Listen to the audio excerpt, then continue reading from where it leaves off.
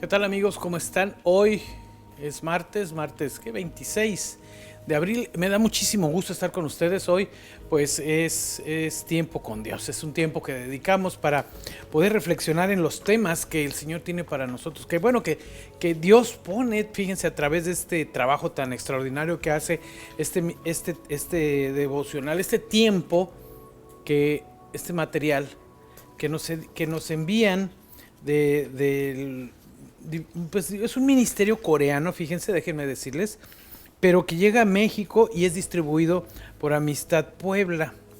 Estos hermanos de Amistad, ellos se han aplicado a pues tener toda la capacidad para recoger este material, ponerlo en español a nuestra disposición y distribuirlo por diversas partes del mundo. Por cierto, estos hermanos hacen un trabajo muy interesante.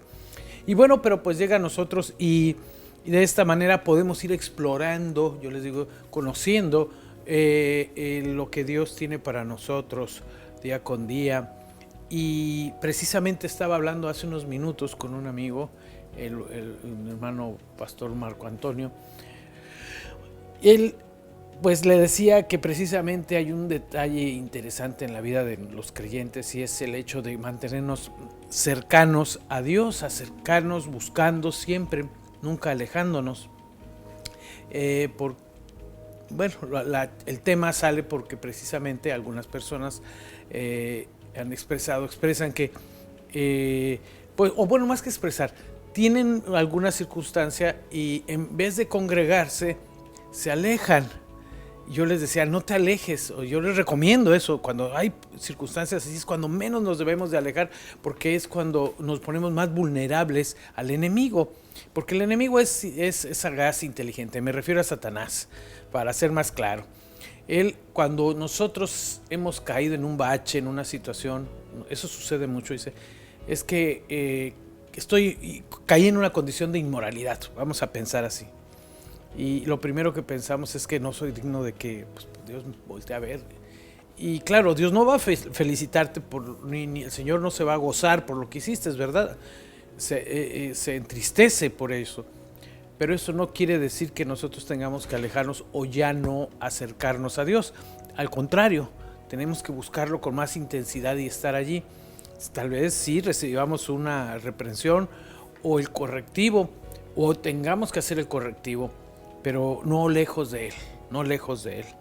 Y ahora vamos a entrar al tema del tiempo con Dios. Hoy martes 26, el libro de Malaquías 2, capítulo 2, del versículo 10 al 16.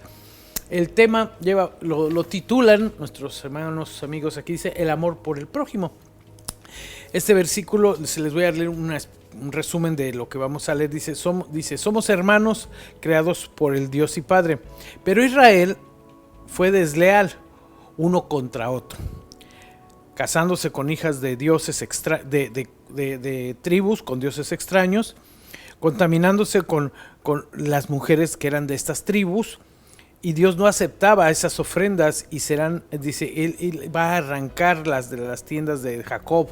Dios no aceptaba esas ofrendas que daban porque ellos habían desobedecido algo que Dios les había pedido. Dios aborrece el repudio y al que mancha de maldad su vestido. Dios les había dicho, digamos en términos más, digamos, para traducirlo, digamos así, una forma más sencilla, es como cuando un padre dice, ¿sabes qué, hijo o hija? Yo no te recomiendo, no quiero que te juntes o vayas a tal lugar o algo, porque allí hay gente que no es la educación que nosotros te hemos dado, o no son personas que van a aportar a tu vida algo. Te vas a poner en riesgo. Hoy, y precisamente, y abro un paréntesis aquí, me detengo aquí porque quiero aprovechar esto, porque hoy en estos días está las noticias, el extravío de una señorita en Monterrey, en Nuevo León, y pues fue muerta, encontraron su cuerpo, ¿verdad?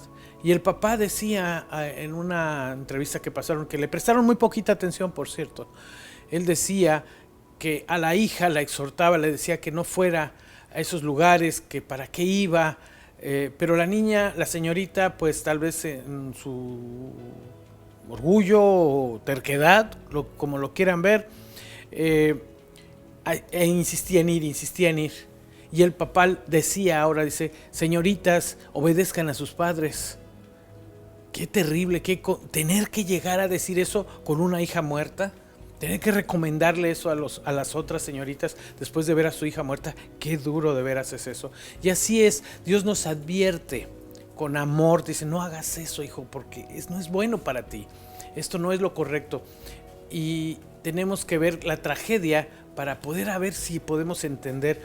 Y eso es algo actual, ustedes lo conocen, saben, en México, eso ha estado en las noticias, y esa pequeño breve entrevista, esa pequeña parte de esa entrevista que pasan en las noticias ayer, me llamó mucho la atención porque veo ese papá que pues reconoce también su debilidad tal vez de carácter cuando trataba de corregir a su hija, pero también queda claro que sí la intentó corregir.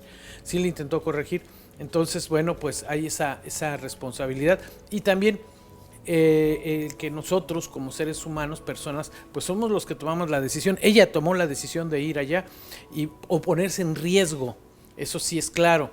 Claro que no, con esto tampoco quiero dejar de abrir una puerta para que digan, no, estás dejando que porque se puso en riesgo le pasó esto. Pues claro que es una tragedia lo que pasó, y nadie desea que eso pase, nadie lo desea. Pero también cuando nos exponemos, sobreexponemos o arriesgamos, elevamos el nivel de riesgo, también pueden pasar cosas como esas. Entonces hay que también verlo balanceadamente desde un punto de vista donde podamos ver todas las partes de la escena y poder justificar o no justificar, claro, sino analizarlo, verlo. Pero claro, la tragedia la muerte de esta señorita es una verdadera tragedia que a todos nos apenó, nos entristeció, a todos, porque yo creo que nadie quisiera ver una hija perdida de esa forma o acabar en esa forma y irla a sacar de una fosa. Eso es terrible, es terrible. Y bueno, aquí Dios le habla a su pueblo y precisamente lo exhorta a que haga las cosas correctas. Dice el versículo 10 del capítulo 2 de Malaquías: ¿acaso no tenemos todos un mismo Padre, que es el Dios que a todos nos ha creado? ¿Por qué, pues, nos engañamos los unos a los otros, violando así las alianzas que hizo Dios con nuestros antepasados? Judá es infiel a Dios y se cometen acciones horribles en Jerusalén y en Israel. Judá ha violado la santidad del templo y que el Señor ama, y los hombres de Judá no han tomado por esposas mujeres que han tomado por esposas a mujeres que adoran a dioses ajenos o a dioses falsos. Ojalá el Señor borre de nuestra nación a quienes hacen tales cosas, sean quienes sean, y aunque traigan ofrendas al Señor Todopoderoso. Dice, no importa lo que me traigas, dice, eso para mí no tiene validez. Fíjense que duro es Dios en ese sentido, que duro fue Dios en ese sentido. Pero ustedes aún hacen más, inundan de lágrimas el altar del Señor y lloran con grandes lamentos porque el Señor ya no acepta con gusto sus ofrendas. Y aún preguntan ustedes, ¿por qué? Pues porque el Señor es testigo de que tú has fallado a la promesa que le hiciste a la mujer con quienes te casaste cuando eras joven. Era tu compañera y tú le prometiste felicidad. ¿Acaso no es un mismo Dios el que ha hecho el cuerpo y el espíritu? ¿Y qué requiere ese Dios sino ¿y qué requiere ese Dios sino descendientes que le sean consagrados? Cuídense ustedes, pues de su propio espíritu, y no falten a las personas que le hicieron a la esposa de su juventud. Esto se está refiriendo a que estos hombres habían comprometido su palabra con alguna señorita y faltaron a ella, o en su caso incluso decidieron casarse con esas otras mujeres. O sea, que no tenían un matrimonio, tenían dos mujeres con las que se habían casado, violando de ahí el pacto que Dios había hecho con ellos. Tenían dos hogares. El Señor Dios de Israel, el Todopoderoso, dice: cuiden pues de su propio espíritu y no sean infieles, pues yo aborrezco al que se divorcia de su esposa y se mancha cometiendo esta maldición. Fíjense qué cosa tan terrible estaba pasando. Estaban ellos faltando a su palabra, ya eran casados, hombres que se habían casado, y veían mujeres jóvenes, atractivas seguramente, y se separaban de la esposa de la juventud, con quien habían hecho pacto con Dios, de casarse y ser fieles a ella, y se casaban con otras mujeres de otras naciones. No son familiares, creo que estamos en este tiempo viviendo muchas cosas así. El cónyuge es el prójimo más cercano. Habiendo oído las lágrimas del llanto y el clamor de las mujeres maltratadas, Dios declara que no aceptará los sacrificios de sus maridos. El matrimonio es un pacto en el que Dios es el testigo. Maltratar a la pareja y ser infiel equivale a la deslealtad y al quebrantamiento del pacto con Dios. El Señor nos advierte diciendo que Él aborrece el repudio y el que repudió y el que mancha de maldad su vestido. Aborrecer es la misma palabra utilizada para referirse al caso de Esaú, que no fue escogido por Dios. Se trata de una advertencia severa de que el que repudia a su cónyuge podría ser apartado del pacto con Dios. De ese grado era la ofensa que estaba viendo Dios, y tan grave y se ha agravado porque iban las mujeres pues lastimadas por esta afrenta. Imagínense lo grave que es que el esposo las deje, vaya por otra mujer, y en la dignidad de la mujer, cómo quedaban ellas. Estaban lastimadas profundamente por un acto de ligereza, de tomar los compromisos a la ligera de estos hombres.